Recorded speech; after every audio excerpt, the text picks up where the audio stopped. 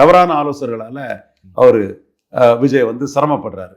இன்னொன்று, விஜய் கிட்ட அதில் உள்ள தப்பு, எல்லா பொறுப்பையுமே புஷி ஆனந்தை நம்பி விட்டது தப்பு. இப்போ புஷி ஆனந்த் இல்லைன்னா கேண்டிடேட்டே போட முடியாது விஜய்க்கு. இன்னும் 6 மாதம் இருக்கு.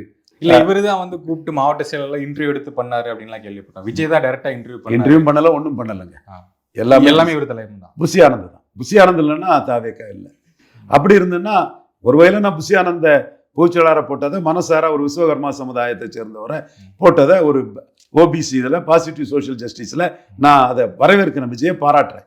பட் ஒரு அரசியல் தலைவர் வந்து எல்லா நிர்வாகிகள்கிட்டையும் இருக்கணும். குறைஞ்சபட்சம் ஒரு 214 தொகுதினா ஒரு 500 பேரையாவது உங்களுக்கு தெரிஞ்சிருக்கணும். இல்லை இப்போ நீங்கள் சொல்கிறதே வந்து பொது செயலாளருக்கு எல்லாமே தெரியும், கட்சி ஆட்கள் ரசிகர்கள் எல்லாமே தெரியும், தலைவருக்கு வந்து தெரியாது. அப்படி தெரியாது. அப்புறம் எப்படி அவர் தகுதியான தலைவராக இருக்காரு? அதனால தான் மண்குதிரைங்கிறேன்.